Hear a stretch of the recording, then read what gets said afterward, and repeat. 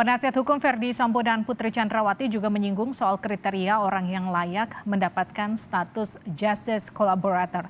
Ahli pidana Elwi Daniel menyatakan orang yang jadi pelaku utama tindak pidana tidak layak jadi Justice Collaborator.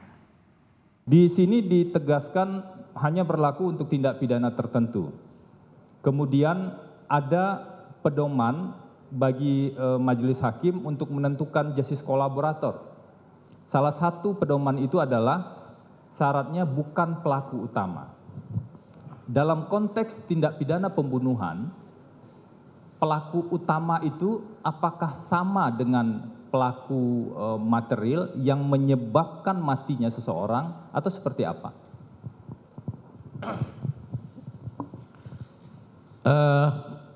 Karena ini ditanyakan pendapat saya, maka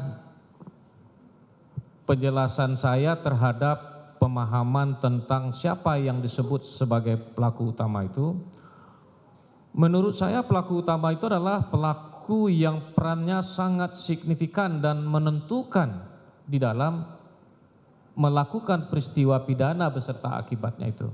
Ya, kalau di dalam tindak pidana pembunuhan misalnya, siapa yang menusuk pakai pisau, siapa yang menembak dan sebagainya. Nah, kalau pihak-pihak yang melakukan perbuatan material itu berarti dia memiliki kedudukan yang signifikan. Sehingga dengan demikian menurut pendapat saya orang yang berkedudukan seperti itu tentu tidak layak untuk diposisikan sebagai justice collaborator. Saya lanjut satu poin lagi terkait dengan justice collaborator. Sejarah dan semangat pengaturan justice collaborator ini kan ada seorang pelaku bekerja sama, kemudian membuka peran pihak yang lebih besar atau membongkar kasusnya dan menyampaikan informasi secara konsisten dan jujur. Nah, pertanyaan kami pada saudara ahli, apakah seseorang yang pernah berbohong dalam proses pemeriksaan pidana, jadi bukan sekali bahkan bohongnya, bisa lebih dari satu kali. Kemudian dia juga memberikan keterangan di persidangan secara tidak konsisten. Apakah orang seperti ini pantas menjadi justice collaborator?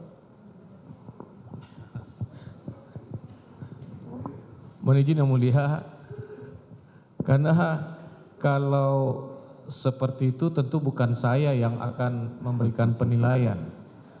Yang mulialah nanti yang bisa memberikan penilaian, karena sekalipun orang itu diusulkan untuk menjadi justice collaborator, kalau seandainya yang mulia majelis hakim menolak dia untuk menjadi justice collaborator, maka dengan alasan sering berbohong, perilakunya tidak baik dan sebagainya itu tentu dia tidak bisa diterima dan tidak layak untuk dihadirkan di persidangan sebagai justice collaborator.